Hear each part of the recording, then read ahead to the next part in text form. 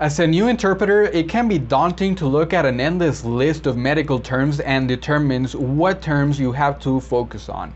I hope that this video sheds a little light onto medical terminology that has a higher probability to come up in a nephrology session, in this case based upon my experience. I hope that you find this list of 30 most known nephrology vocabulary terms helpful. Tune in as Interpret Your World's co-founder, Juan Prieto, talks about the highlights of his workday as a professional medical video remote interpreter. If you are aspiring to learn something new and gain insight into what the world of medical interpretation is really like, then you've come to the right place. Follow along as Juan talks not only about his success, but the daily challenges he has to overcome to become a better interpreter each and every day. This is Unwind Sessions with Juan Prieto. Hello. So today is Tuesday, August 31st, 2021, and today I took a total of 27 sessions. Just like yesterday, it was a pretty straightforward, ordinary day. There was nothing major worthy of a highlight, right? So I am just going to remind you that you still have a chance to comment on MIP 21 until it reaches 100 likes. When it reaches 100 likes, we're gonna be picking 2 comments at random, and then we're gonna send those 2 people that commented exclusive links to MIP 22, and we're gonna give them a chance to record their interpretations and send them over to us so we can provide them with some feedback. So let's get to it, guys. We only have 26 likes, so you're still in time. You still have plenty of time left to leave your comment. Just make sure to not forget, because once it reaches 100 likes, we are going to announce the winner. So don't wait, guys. Just do it now, right? We take care of it now. Don't leave it for later, because later it might be too late, right? People really love the MIPs, so from 26 likes to 100, I don't think it's gonna be that much time.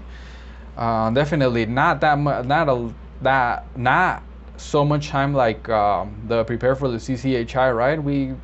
Took us like a month and something to get to 100 likes. So get on that, guys. Definitely go ahead and get on that. So today I am going to just talk about the good stuff, and unfortunately for me, I forgot what was the list of terms, what page did I get that list from? And I'm trying to get it right now. I'm sorry, I usually prepare for this, but there's just a lot of things going on in my mind right now, going on with school. Anxiety is starting to build back up again, and it's starting to get bad. Hopefully I can manage it. Hopefully I can do it right. And let's see, where did I get this nephrology terms? Okay, and I'm sorry about that. All right, so the following definitions were all taken from carolinanephrology.com. all right, so you guys want to look that up. They have an awesome list, and I'm sorry for taking all of that time. So I'm just gonna get right into it. This is the 30 must know nephrology vocabulary terms, part 1. So today I am only gonna focus on 11 terms, right? Because we don't have enough time to do all 30. So hopefully we can get through all of them, right? So let's get started. Number 1 is anemia. In Spanish is anemia, and anemia is the condition of having too few red cells. Healthy red blood cells carry oxygen throughout the body. If the blood is low on red blood cells, the body does not get enough oxygen. People with anemia may be tired and pale and may feel their heartbeat change. Anemia is common in people with chronic kidney disease or those on dialysis. So, anemia is pretty much the body not making enough red cells. So of course, if the body doesn't have enough red cells, that means your body is not getting enough oxygen. And we know how important oxygen is for our life, right? If we are deprived of oxygen, we are going to die. So you can die from anemia, but most of the time you can live with anemia as well, and there will not be a problem. Most people have anemia and they don't even notice it until they go to the doctor. And it's only when you start to have symptoms and it starts to get bad, or you have some chronic kidney disease or dialysis, that they're constantly checking you for that to make sure that you don't have anemia. This is something, it's not dangerous. It can become dangerous, not dangerous though. And it's very, very important in nephrology, and they also do routine checks for anemia. So that is a word that is bound to come up even if you're not doing a nephrology session, right? And I don't remember if I included nephrologist. So just to make sure we're all up to speed, okay, yeah, I didn't include nephrology. I think nephrology is one of those words that probably not a lot of people know, right? So I am going to let you know what a nephrologist is. A nephrologist is a specialist that takes care of the kidneys and high blood pressure, because for the most part, high blood pressure is created from the kidneys, because the kidneys fill the body up with a lot of fluid, or they're not doing a good job. And that is usually a cause of high blood pressure. Not the only cause, but a very usual cause. So now that we know that a nephrology is the person that sees high blood pressure and kidneys, we can continue. Word number 2, bladder. I'm sorry. See, I have a lot of things going in my mind. I'm sorry, guys, but I will still do a video for you guys. It doesn't matter. You guys are my priority number 1 after work. All right. So here is bladder, and here is vejiga, and bladder. Before I give you the definition for a bladder, well, it's just a bladder, right? Everybody knows what a bladder is. I just I don't know if you guys are familiar with the website 9gag. I'm a 9gagger, so shout out to all the gaggers out there. I just wanted to let you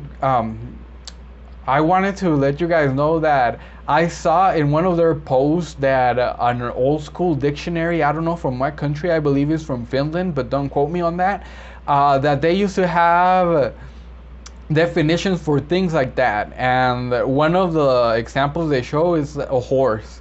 They looked it up, and then it says everybody knows what a horse is, right? Imagine having a dictionary and going into a dictionary and then just looking up like bladder in this case, and then everybody knows what a bladder is, right? So like, everybody knows what a bladder is, and that was my mind thought. That was my thought, I should say. That a bladder, everybody knows what a bladder is, so I wasn't going to include it.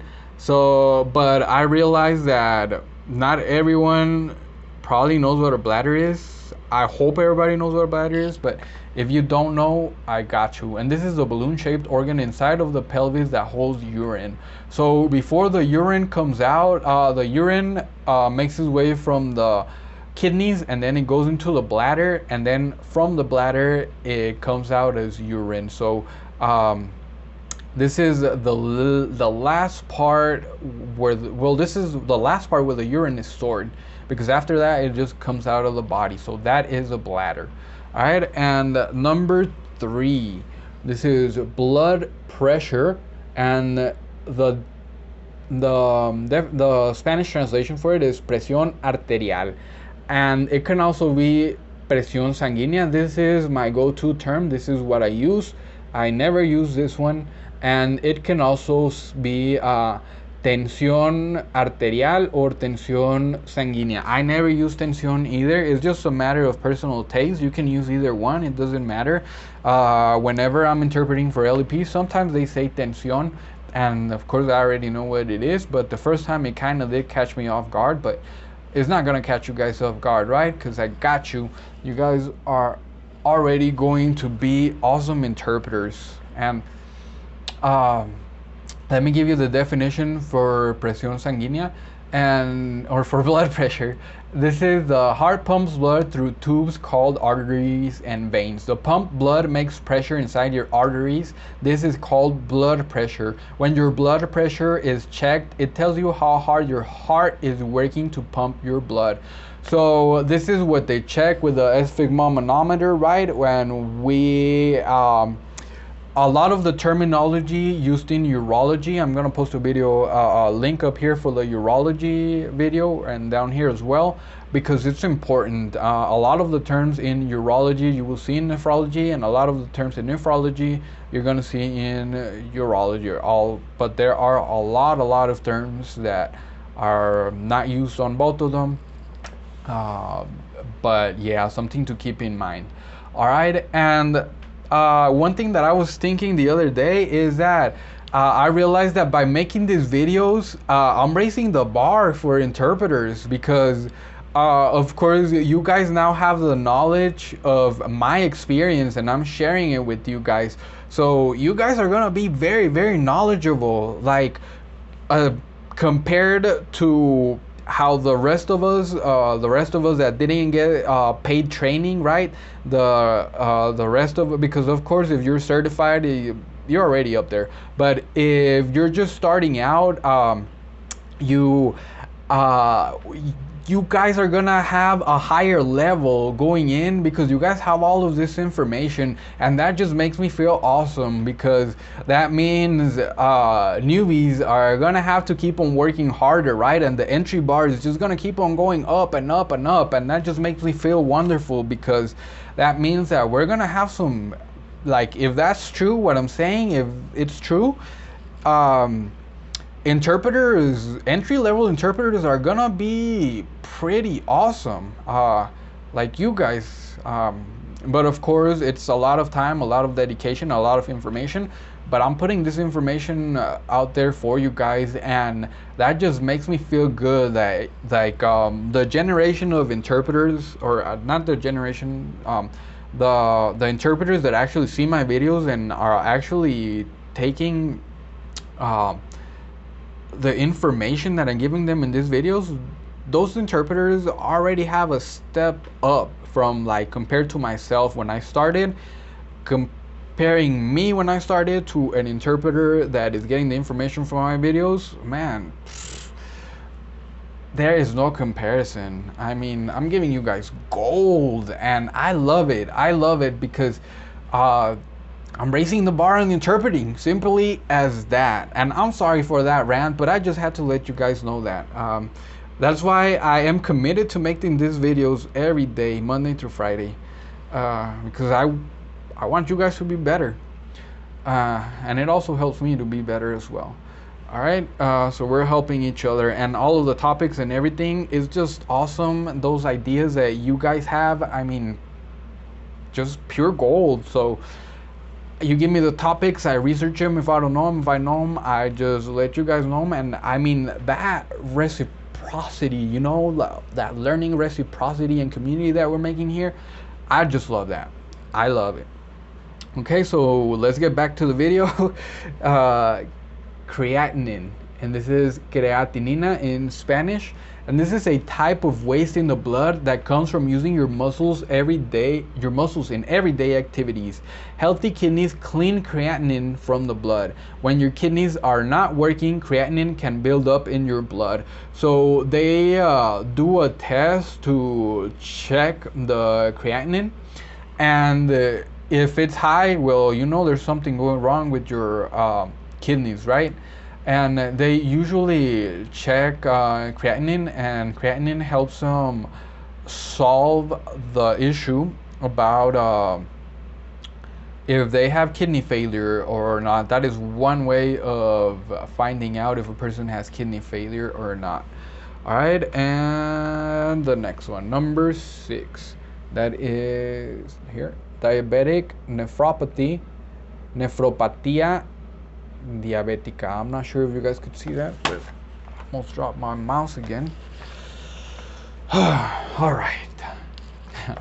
And this is the medical name for kidney disease caused by diabetes. So definitely diabetes can cause a lot of things to go wrong. Like you can't necessarily die from diabetes itself, but from everything that diabetes out of control or over controlled. Over control will kill you instantly. If your blood sugar drops too low, you're gonna die. So this is not about diabetes, but I just wanted you guys to know that. Just useful random facts and information for your professionalism, right? So you don't really die from diabetes, you die from the consequences of diabetes, like high blood pressure as well. So something to keep in mind. A lot of things, even it can make your eyes go bad. It can make your organs fail, just like diabetic nephropathy. So diabetes is bad. Fear diabetes and eat healthy, exercise, and eat a regular diet. So eating a regular diet, exercising, and there was another one. I forgot. Well, just exercise and eat a healthy diet. Oh, and watch your carbs. Don't eat greasy stuff. So yeah, healthy diet I guess covers it, right? More vegetables and fruits. All right, and number 7. Number 7 is dialysis. This is dialysis in Spanish. And dialysis is a way of cleaning waste and extra fluid from the blood once the kidneys have failed. There are 2 types of dialysis: hemodialysis and peritoneal dialysis. So dialysis means the kidneys are completely wiped out. They're gone. They're not working anymore. The only 2 options after that is either dialysis, which will do the job of filtering your blood and putting it back into your body. That way you can live a normal life, right? Or as normal as it can get, because you're going to be having to go to the hospital or having to hook yourself up to a machine or to a chemical or a fluid to be able to clean your blood. But it's awesome that we have them, because people, kidney failure does not mean the end of your life anymore. They can do dialysis to help you, and the only options are dialysis or kidney transplant. Kidney transplants are very hard to get unless you have a donor. Getting on a list takes like 2 to 3 years to actually get a donor, because the lists are so extensive. They do so many tests. It's just so hard. So it's wonderful that people can have an option for dialysis to extend their life, right? Or to extend their life until they get a kidney transplant. Okay, so continuing on with number 8. Here we go. Number 8 is hemodialysis, in Spanish, hemodialysis, and this is the use of a machine to clean waste from the blood after the kidneys have failed. The blood travels through tubes to a dialyzer, which removes waste and extra fluid. The clean blood then flows through another set of tubes back into the body. All right, so hemodialysis is just like I explained, but instead of clearing the kidneys, they use blood. So they usually have like well, no, I shouldn't say that because I'm not sure. But they usually have a fistula that is placed on the arm. It's just that I don't want to confuse you guys, because I'm not sure if peritoneal or hemo, I don't remember which one it is that, well, obviously, okay. hemodialysis is the one that cleanses the blood. So I'm pretty sure that in hemodialysis they will make a fistula here, around here into a vein. That way they can clear your blood right in and out, or they can also do it like somewhere around here, and that is to clean the blood. So it's dialysis, but hemodialysis, which means blood, is to clean the blood, right? And this is the different one. Here it is. Peritoneal dialysis. Now, peritoneal dialysis is cleaning the blood by using the lining of the abdominal cavity as a filter, cleansing liquid called dialysis solution. It is drained from a bag into the abdomen. Fluids and waste flow through the lining of the cavity and remain trapped in the dialysis solution. The solution is then drained from the abdomen, removing the extra fluids and waste from the body.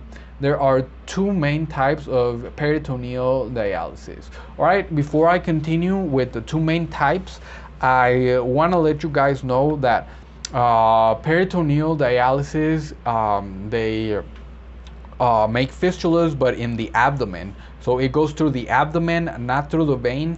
And I'm not really 100% sure of how it works. I've had to explain it once, but of course interpreting. So it wasn't me doing the explaining, right? I was just interpreting. But pretty much what happens when the kidneys are not working, the fluid goes back into your abdomen and it starts piling up in your abdomen. That's why some people, they don't necessarily have kidney failure, but there's something going on that makes them retain liquids, and the liquids are either going to go to the legs, to the cavity in the abdomen, or to the lungs. So those are the three places where water can go. It can even go back into the heart, but that's if it's a heart related issue. And so they put this solution, right? Cleaning the body. So you use the body, that the extra fluid that is collected in the abdomen or in the belly gets taken out through a bag, right? And then that way you remove the extra fluid, the extra waste. So from the other one, hemodialysis, you just put it in the blood, it cleanses your blood and you're good. Now with peritoneal dialysis, it cleanses the waste that is in your stomach. So nothing about blood, it just not in your stomach, in your abdomen, I'm sorry. All right, so now we can continue further defining the two types of peritoneal dialysis. Now, for number 10, this is, here it is, continuous ambulatory peritoneal dialysis. And I think I put it here. Diálisis peritoneal ambulatorio continua. Diálisis peritoneal ambulatoria continua. Alright, so this is the most common type of peritoneal dialysis. It needs no machine. With CAPD, the blood is always being cleaned. The dialysis solution passes from a plastic bag to the catheter into the abdomen. The solution stays in the abdomen with the catheter sealed. After several hours, the person using CAPD drains the solution back into a disposable bag. Then the person refills the abdomen with fresh solution through the same catheter to begin the cleansing process again. Okay, this is what I had a question on. So the fluid, the dialysis fluid, is first inserted into the body, and then the fluid just traps like the waste, and then they take that waste out, and then they have to put dialysis fluid back in to trap the waste again, and they need to take it out. So the person that is on continuous ambulatory peritoneal dialysis is going to need to continuously be inserting fluid, then taking fluid out, then taking clean fluid in and out, and that's how that is going to be done. This person, for this one, continuous ambulatory peritoneal dialysis, even though it's the most common type, I've never had to interpret that, but it's good information. Because if it comes up, I mean, it's the most common one. It's bound to come up. I don't know how, if it's so common, I don't know why I've never had that. I've had the other one, the hemodialysis, and the next one that I am going to talk about. This is continuous cycling peritoneal dialysis. Diálisis peritoneal de cíclica continua. Alright, so this form of peritoneal dialysis uses a machine. This machine automatically fills and drains the dialysis solution from the abdomen. A typical CCPD schedule involves 3 to 5 exchanges during the night while the person sleeps. During the day, the person using CCPD performs 1 exchange with dwell time that lasts the entire day. So this one, I've had to interpret and explain this one. And what they were explaining to the gentleman is that at night he would go into bed, and then he would plug himself into the machine, and then he would just set it to the settings that they had there, because if they set it to a wrong setting, it can take too much fluid and the person can feel drain, fatigue, they can have headaches, they can throw up, they can vomit. All side effects of dialysis, by the way, not necessarily from taking too much fluid. So this person is gonna be sleeping, and they're just gonna hook up the machine, make sure that there's enough dialysis fluid in there, and they're just gonna go to sleep. And throughout the night, the machine is gonna continuously be filling the abdomen, clearing the waste, filling the abdomen, clearing the waste, and that's what they're gonna do. Then when they wake up, they unplug the machine, and they get on about their day. But they do need to do 1 dialysis, and that dialysis is the last dialysis of the day until they go back home to sleep. And they told this person that if this person were to travel, they need to take their peritoneal dialysis machine with them. The person didn't like it, but the person was grateful for having a machine to extend their life. And by the way, this person, I believe, was waiting for a kidney transplant, which, like I've already said, they can take a long time. Fortunately, people have 2 kidneys, right? So it's easier for someone to donate a kidney than to donate a liver or something, or a heart, right? And for the most part, a lot of the cases that I've had with kidney failure, complete kidney failure, usually have a donor. I've had very little cases where they don't have a family member, a friend, or someone to donate, which is pretty bad. But I mean, they still have that peritoneal dialysis, right? I mean, their life won't be 100% better, but at least they'll still be alive to enjoy the rest of their life, which can be a pretty long time if they take care of themselves and they do everything correctly. I would imagine it's tough to make a change like that, but I mean, if that ever were to happen to me, I'm pretty sure I would be thankful as well for having this technology ready and available to be able to extend my life even 6 months or a year, you know. But from what I understand, dialysis makes people just last much longer, and of course it gives them a long time to wait for a transplant. All right, and that is going to be pretty much it for me today. Remember to please leave your questions on the comments, and I will answer some of them on the next session. And remember that if it's time sensitive, go ahead and drop that information there. That way I can get to that video before the video's on my queue. Remember that I'll be here every Monday through Friday after work. Also remember that we have a Patreon page where with as little as just $1 of your support, you help motivate us to create much more content. We give you access to everything on that page starting from just $1. You're free to donate as much as you want. We have medical practice videos ad-free. We have scripts to those videos, answer sheets, vocabulary lists, and much more content. And most importantly, you will forever win a place inside of our heart. All right, so we love all of our Patreons. We love everybody that has bought us a coffee. We love our subscribers, and we love you that is watching the end of this video. So it was hard to place my face inside of the heart today, but I did it. So thank you so much for watching. Please like and subscribe if you liked the video and have not done so for much more content. And don't forget to share. And I almost forgot, I love you as well. We love you that is watching the end of this video. So thank you so much. Happy interpreting. Goodbye. Thanks for listening to this episode of Unwind Sessions.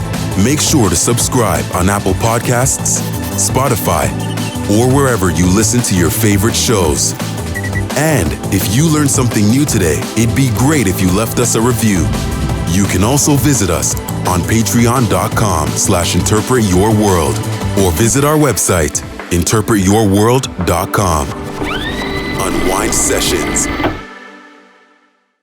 If you like this video, don't forget to smash that like button. Also, share this video with other beginner interpreters or anyone who can benefit from this information.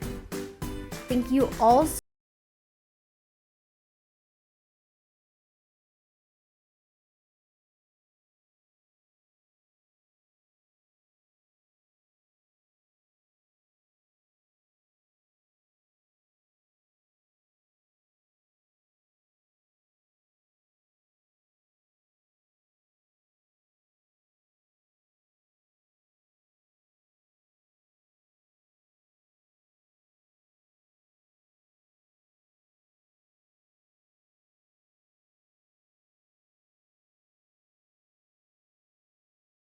And as always, I will be posting all the links to these pages down below in the description box. Thanks for watching!